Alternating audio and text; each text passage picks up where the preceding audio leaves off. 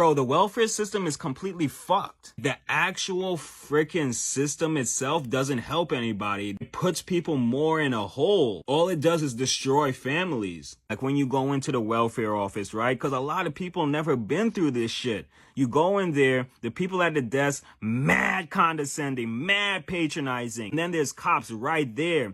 Mind you, you in the worst fucking moment in your life right now. You know, your house burned down, or maybe you got kicked out, you escaped your abuser, you lost your job. Once you're in your lowest moment in your life, it's mad easy for you to commit suicide or get so angry like you do something bad. Like, I don't know, yell at somebody at the fucking welfare office.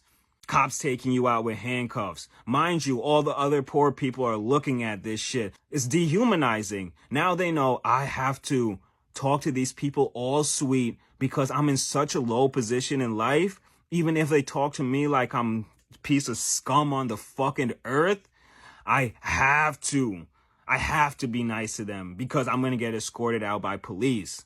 Now, here's the thing. You go, you actually ask for help. You tell them, hey, I'm scared. I may lose my house, may lose my job, whatever. You're scared. But you know what? You a citizen. You want to work hard, you know? So you were smart enough to save like $100. They're going to be like, yo, spend that $100 and then come back. You need to have absolutely fucking nothing, bro, like for them to actually help you. They're not there to help people that are struggling and just want to get back on their shit real quick. Like, they're there to make people dependent on the system. Hello, everyone. This is Emmanuel Cook. We will be reacting to a new video today, so make sure you guys like, comment, and subscribe down below, and let's get into the video. It takes too much to keep these food stamps. Why do y'all keep sending me this paper asking me, has anything changed? No, I still have -$0 to my name. I still don't have a job. I still live in the sewer. This is where I live, in the sewer at the church. Nothing has changed. I don't even have a pen to fill this out and send it back. And how I'm gonna bring it with no car? I gotta walk this all the way to y'all's building. By the time I get there, y'all gonna cut the food stamps off. Y'all said I gotta turn this in by the 15th. By the time I get there, y'all gonna be cutting my food stamps off. Y'all, why are y'all giving me a hard time? But most people don't understand what the welfare trap is. Low-income people in America actually have some of the highest tax rates in the world. And the reason why that's the case is because of the way our current welfare system is structured. So if you're a low-income household that receives our TANF, which is our traditional welfare program, SNAP or your food stamps, and you've got a collection of other different services that you're getting, the minute you start working, they start taking those benefits away. So you could earn $1 and they take away 80 cents of benefits. That's an 80% tax rate, which is on par with the highest tax rate possible in anywhere on the planet. You know, nowhere do you see 80% tax rates in the Western world today.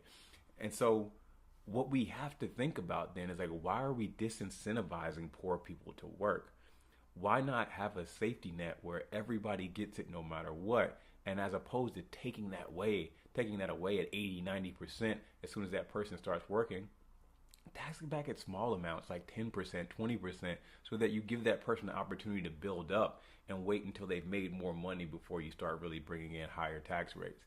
But that's what this is all about, is like helping people realize that a lot of poor people are dealing with tax rates that are above 100% because we're taking away so many benefits when they start working. Supplemental Security Income, SSI, from the Social Security Administration is one of the greatest indignities and greatest injustices rendered on poor people in this country.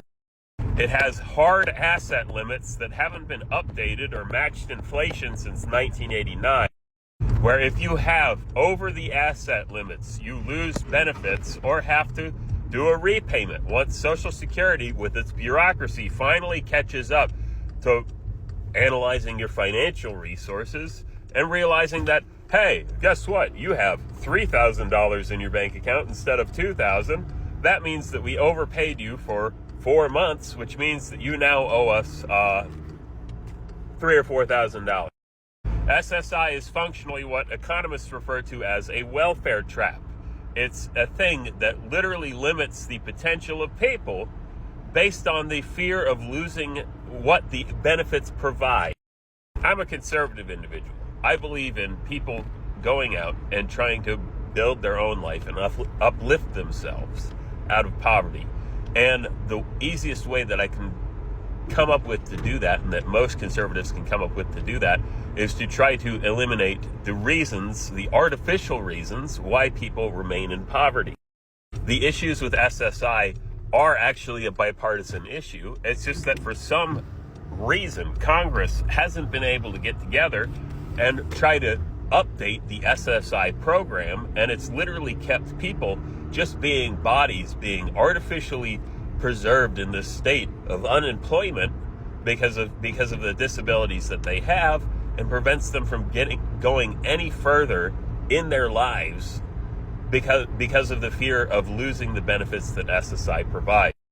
Now, until there's actual reform and perhaps the asset limits are increased so that people don't have to rely as much on SSI to just simply get by in life because they have enough money saved up, or they have enough assets saved up that they can account for emergencies and other things that would typically just completely throw a wrench in anyone's plans.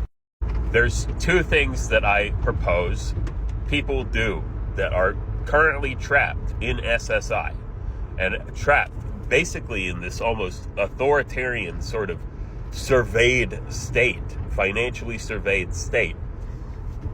And that is, if you are stuck with SSI, working requires that your work be reported to SSI and that your income get reported to SSI. If you're okay with being unbanked and just having a bunch of cash on hand, then it's possible to work under the table. I know several people that have taken it upon themselves to work under the table and they don't report their income. And of course, that's a legal predicament to be in, that really you have to balance whether it's worth it or not. Because if SSI does finally come back around and does some sleuthing and figure out that, hey, guess what? Your costs for living in a month are higher than what you're getting in SSI, and you have no other reported income, they will backtrack everything and figure out everything that you owed and slap you with a astronomical fee of money that you owe, that if you die, your descendants have to deal with. But if you're okay with doing that until you have built the resources up necessary to extricate yourself from having to be in the grasp of SSI, then that's an option. The other option is try to limit your living expenses as much as possible. Move in with a family member, move in with a friend, rent a room, do something. But try to go to college if you are disabled. Try to get a degree for it, a job that doesn't require as much physicality, or a degree for something that allows you to, if you have a mental disability, to not have to do as, I would say, strenuous of work, or work that you'd have difficulty with as a disabled individual, and go and get a degree, set up a payment plan with your college, and pay it out of the SSI check, and only stay on SSI until you get a degree and land a job. Then immediately report it to Social Security that, hey, I just got a new job, I'm going to be, my salary or whatever is going to be this, I need you to end benefits. Now I'm considered a disabled individual, but I have removed myself from having to be subjected to the limits that the Social Security Administration imposes on disabled individuals, because I found a job that I can do that pays reasonably.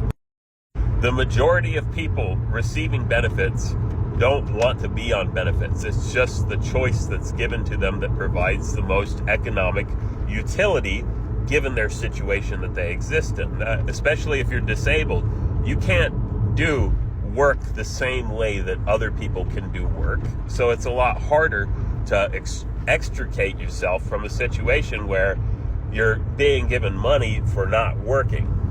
But the asset limits in SSI in particular are criminal. they are a crime against poor people. They are potentially a violation of the Americans with Disabilities Act, in my opinion. That they're literally discriminatory and place an overwhelming burden on poor and disabled people beyond anything that like anyone else is subjected to inside of this country. They're almost un-American in how they are. If you want to do something in the meantime, I know that a lot of young people are on this app.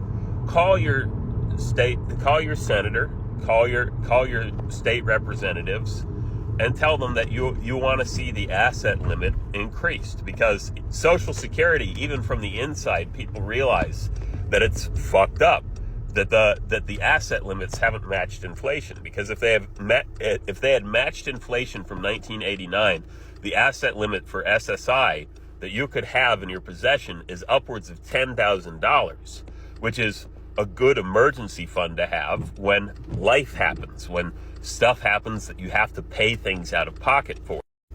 Having money saved up also prevents you from having to be stuck in a shitty living situation where you're stuck in a shitty apartment because you can't get the security deposit to move somewhere else to do better for yourself. Or if you have kids, provide them with more resources or a safer environment to raise your children in.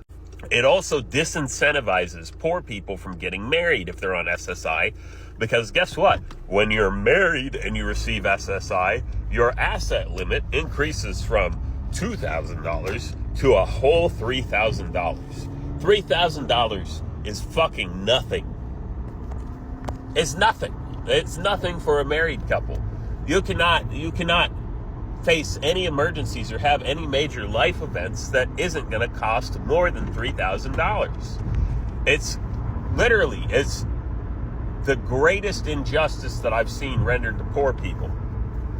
Additionally, they monitor your work. I think the limit of the amount of work that you can do on SSI before you start getting your benefits tapered off or being told that you have to do a repayment is $65 a month. And they will look at your assets. They will look at everything that you own.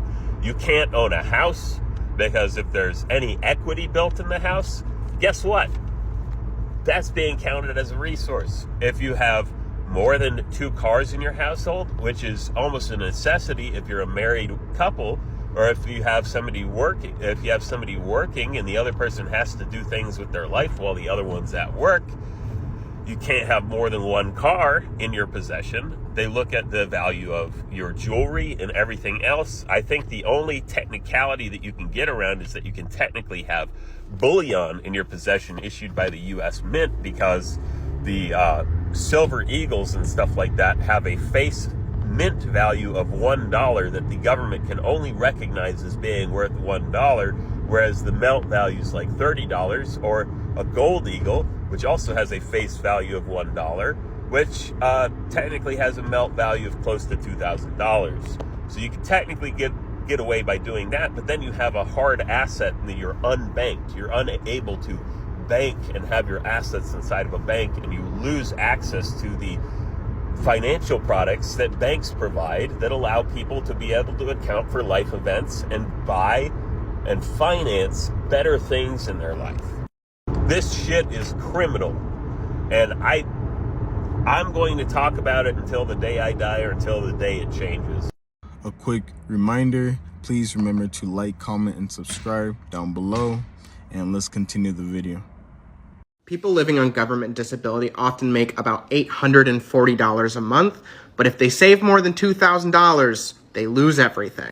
I don't know how you're really supposed to save while only making $840 a month, but if you do, the asset limit on Social Security income is set at $2,000, and it's been that way since 1989.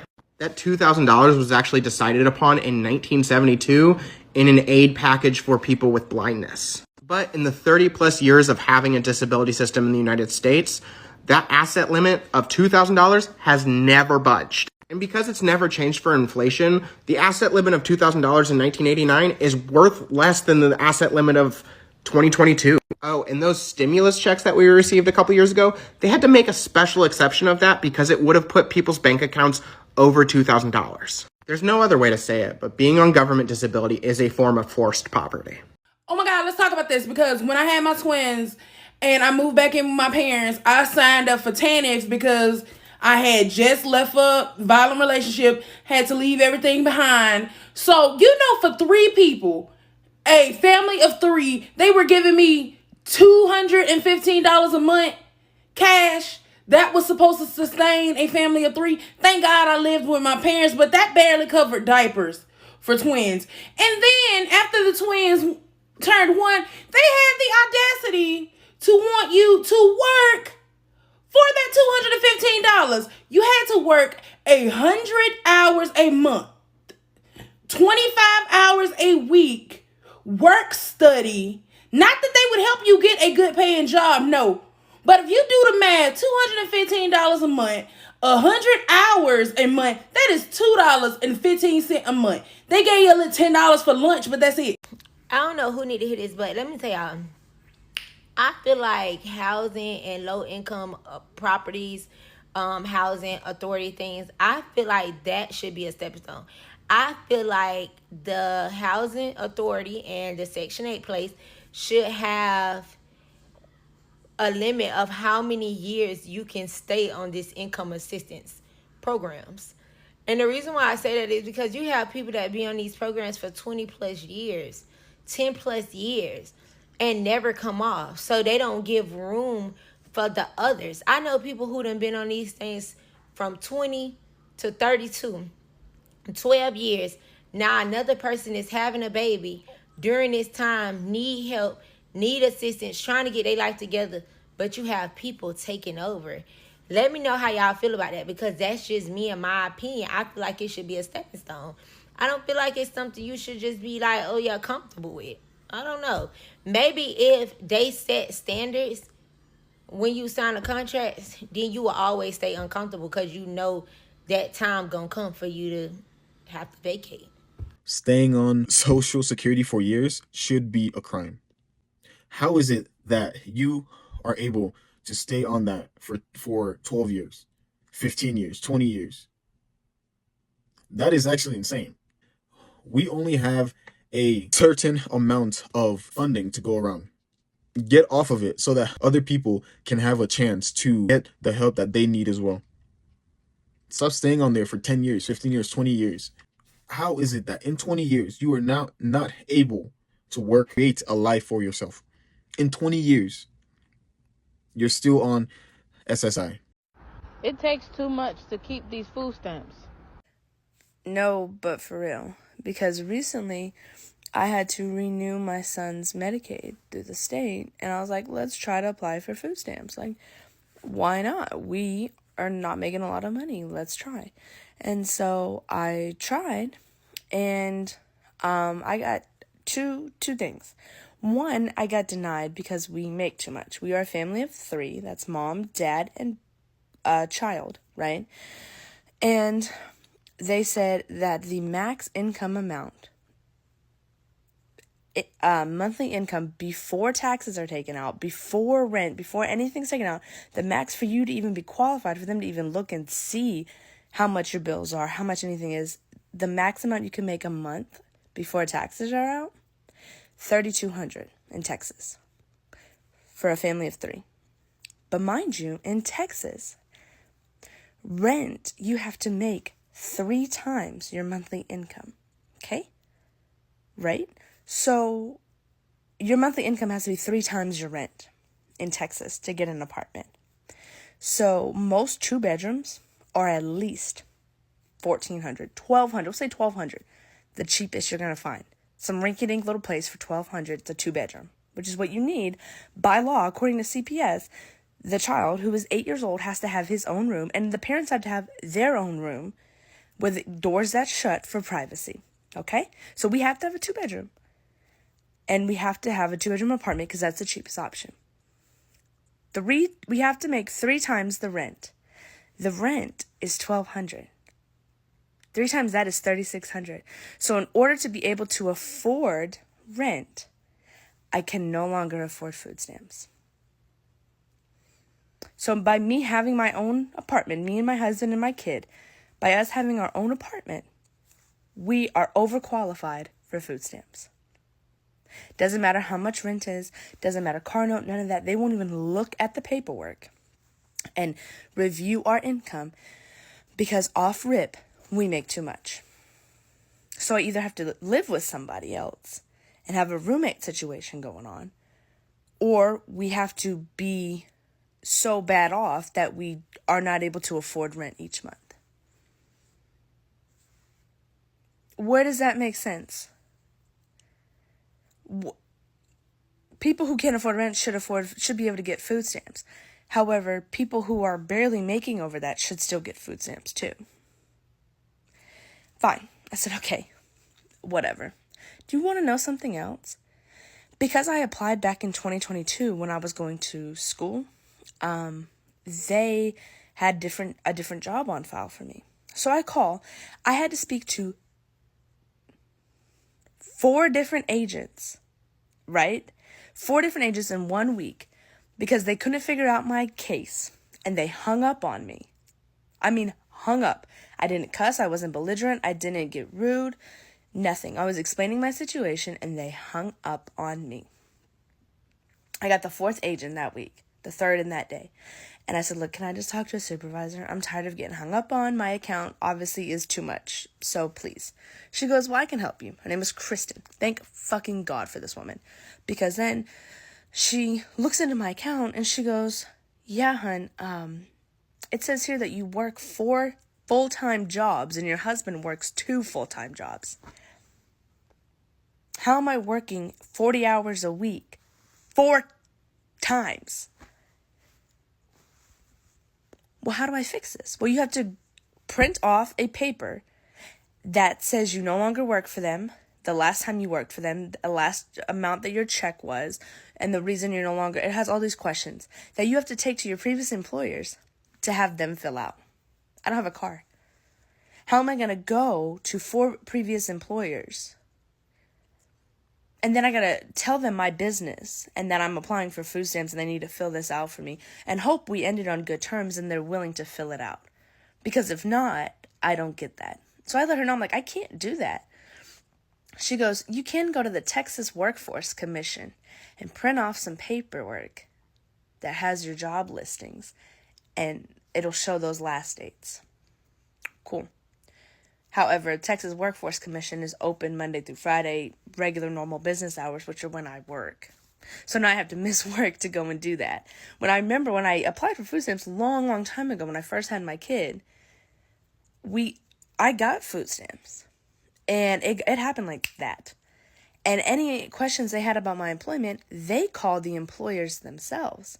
Said, hey, does this person work for you? No. Okay, awesome. Took it off the account. Now you have to go and do that footwork, but now I have to miss hours of work to take a bus or hope for a ride to go to the Texas Workforce Commission and hope they're not busy on that day and hope that their system is working, because the last time when I called to see if we could do it electronically, she said their system wasn't even up and running right now. The system is not designed to help us. I don't know who it's designed to help. I don't know how these people are getting food stamps. I don't know who's getting them. Must be nice. I don't know if I just got to keep popping out more babies to get food stamps. I feel like just because I only have 1 kid, like, is that a fucking moth? I feel like just because I have 1 kid doesn't mean, like, I'm making enough to, like, yeah, I can afford to feed him. Yeah, he eats every night before bed. Yes, he eats every single night. Can I afford snacks every day for school? No. Can I afford when he wants to make his own lunch for school? No. Can I afford to have fun little recipes that we try? No. Because if I set out something for dinner and it turns out like shit, you just fucked up dinner. Cereal for dinner. If we got milk. Like, my problem, make more money. Like, tough shit, you're a broke bitch, make more money. Right, valid. Working on it. But in the meantime, that's my little rant. But it's like the system isn't set up for us. It's set up to make shit 10 times fucking harder than it needs to be. What do you mean you have me working 4 full-time jobs? In what world is that possible, babe? Like, not 4 part-time jobs. 4 full-time jobs.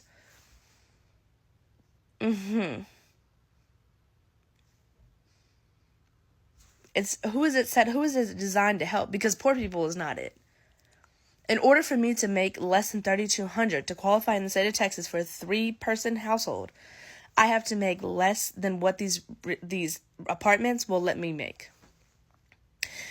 If I make $3,200, I cannot get a place because they will not let me move in without making 3 times rent, which is minimum $3,600, which is $400 over what I'm supposed to make to get food stamps. So I have to live with other people, with me, my husband, and my kid. And then we have to be so poor. So I got a letter from the food stamp office, DFAX, saying they would cut me off if I don't volunteer for 20 hours a week for $292 a month. That breaks down to like $3 an hour. That is insane. Job hunting is a full-time job. I don't know how you expect for people to volunteer for 20 hours a week and they're looking for a job.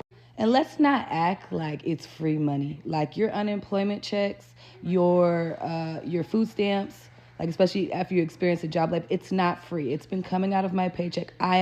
You're entitled to that money. I really hate when people be making people feel bad about the government assistance. Y'all are stupid because it is not free money. It's not free. You've been paying for it all this time.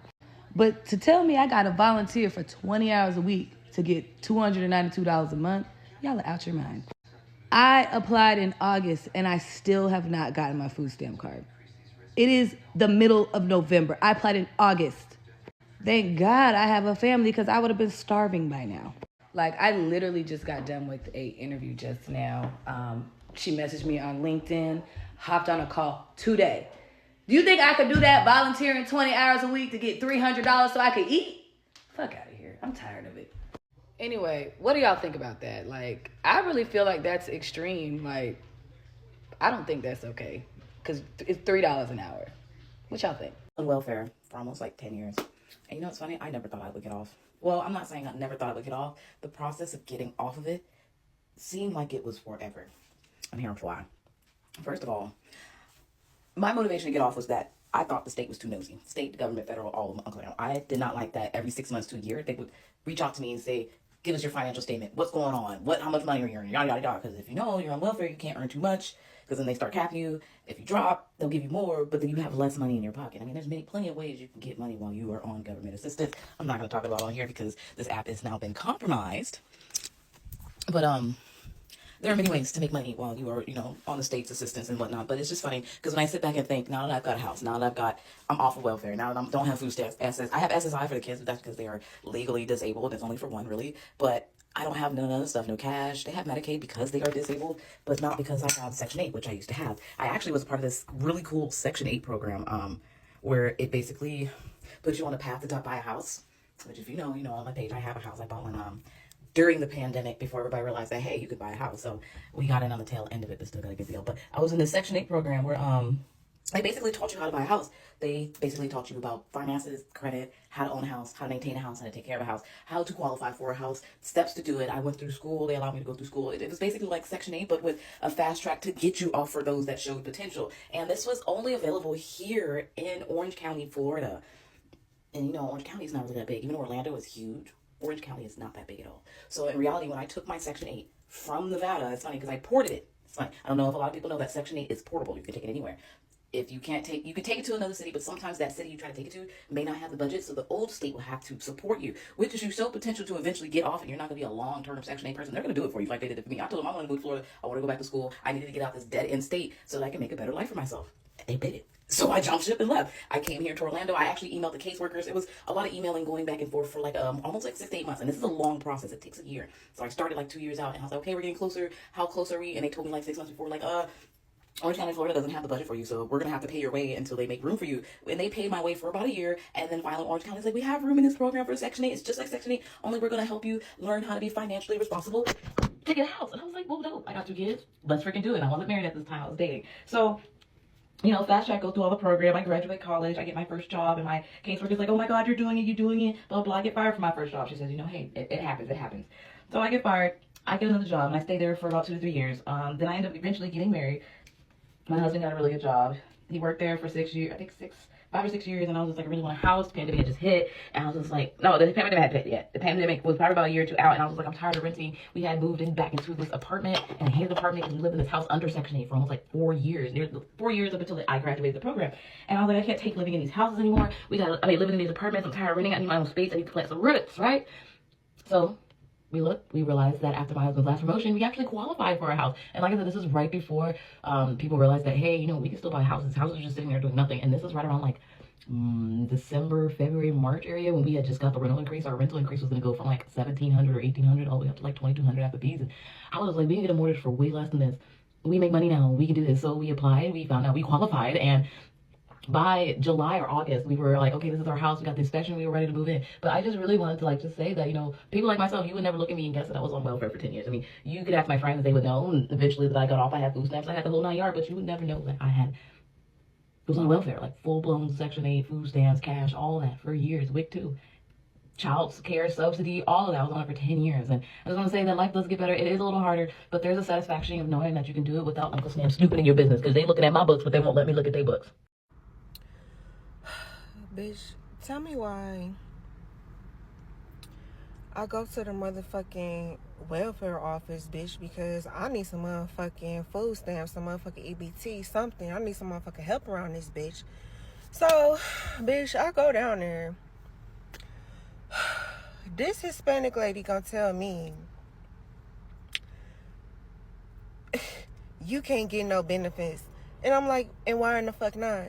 She gonna say because you ain't got no motherfucking kids.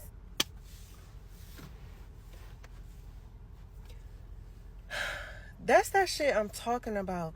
Why we gotta have kids just to get help around this bitch? This shit's so bogus. Like, this world don't want to help single people at all. So now I gotta find a different place, because she told me that I gotta go to the single people welfare building and shit. Because I guess I was at the child one or something. I don't know, bitch. But this is ridiculous. Like, bitches with kids get everything, bro. They get Section 8. They get a fucking house. They get $1,000 in fucking food stamps and shit, bitch. Like, this. And they get cash benefits and shit, bitch. They get cash on their motherfucking EBT, bitch. You fucking slut bitches disgust me. Like, why we gotta have kids just to get some fucking help and support in this world? I demand a change. I have such a love-hate relationship with SSI and Medicaid. I'm struggling over here, and I don't talk about the benefits that me and my kids get, like, ever, because there's just so much judgment. But I need to talk about this because I don't know who else to talk to, and I just need to get it off my chest. Being on SSI for my children is quite honestly making me feel like I'm being trapped into poverty, and it's screwing up my health insurance. So is making money on TikTok. I'm in the beta program, or not the beta program anymore, but like the content creator stuff. And just recently, I actually started making some decent money from it, but it's hit and miss because they cap you at like 30 videos. Like, you have 30 tries of 1-minute videos to go viral and make money from it.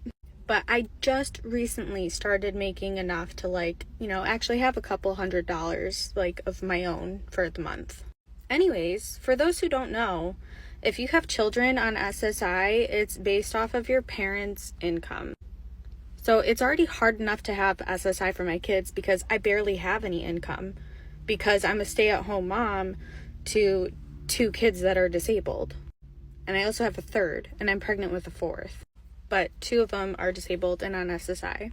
When you're on SSI, you cannot have more than $2,000 in assets. Like, they quite literally put a limit on how much you can make as a parent, or else your kids will lose their benefits. Like, I'm sorry, no matter how much money I make, that won't make my kids any more or less disabled. It's the lifestyle. I don't care about the assets. It's the lifestyle.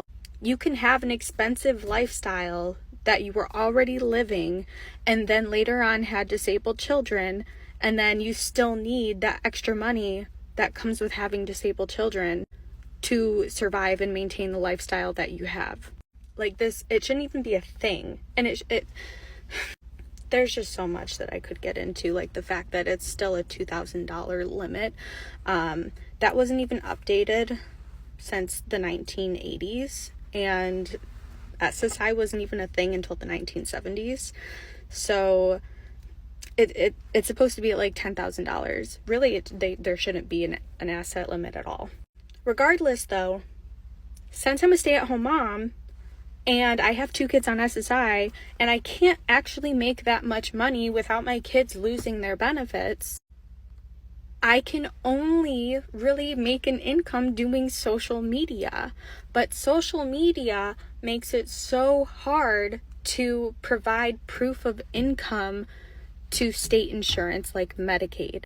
Right now, it's the time of year to renew my Medicaid. So I did it. I sent all of the proof of income and everything. Like, I verified everything that they asked of me.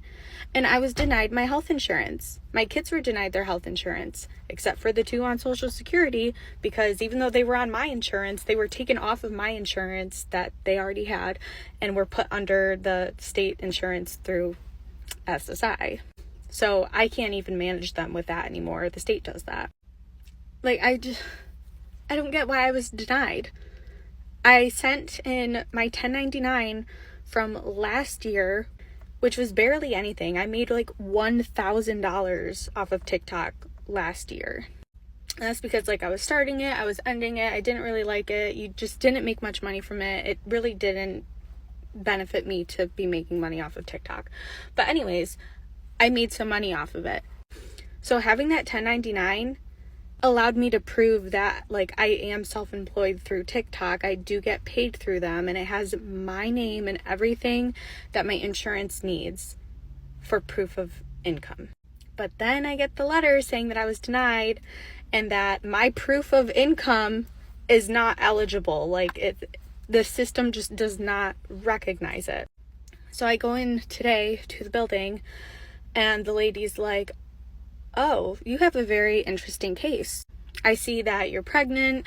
I see that, you are a caretaker of minor children in your home. Like, there's no reason that you should be disqualified. Like, you're poor. You have kids that are disabled, and you yourself are disabled, and you're pregnant. Like, why? I don't understand why the system's not letting you, have your health insurance." So apparently my case is unique and special, and I have to wait for a call back so she can talk to other people to figure out what to do about my case so I can have my health insurance, because they're ending my health insurance 9 days before my baby is due. I'm so sorry if that was like hard to follow.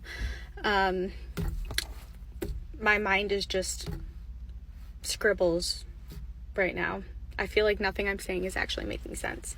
I'm just very stressed out, and I'm tired of being poor. I'm tired of feeling like getting help is just making me more trapped.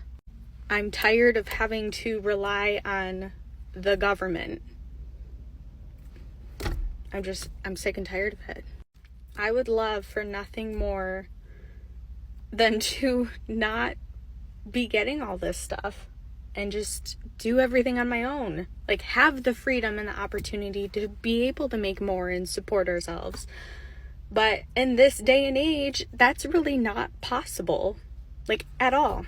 They say once you hit rock bottom, the only way is up. But now when you hit rock bottom, you're stuck. There is nowhere else to go. You're just stuck at the bottom. Anyways, if you stay till the end, thank you. Maybe this video will go viral enough that, I'll have a bigger chunk of income that I can show Medicaid to be like, "Hey, I got some money. Will this work for you? Can you verify me with this?" Because I do make money from TikTok. Sometimes it's hit and miss. You can get paid 2 cents per 1,000 views or 80 cents. Sometimes $1. But, I could also already have used my 30 videos, and even though this could qualify for making money off of it, I could get absolutely nothing. I have no idea. But yeah. This is exactly why welfare is a trap. You mean to tell me that you can only have or earn per month $2,000 a month, no more, $1 more, and you get kicked off of it? It's a trap. You are always in a state of systematic poverty in your life for years. If you earn $1 more, you lose everything. That is actually insane. Everyone knows that it is expensive out here in this economy, right? $2,000 a month is not enough for anything. That is rent and a few bills. That's it. That's nothing. And in order to stay on it, you can't make more than that. It's a trap. I appreciate you guys watching the video today. Please make sure to like, comment, and subscribe down below. And I'll see you guys in the next video.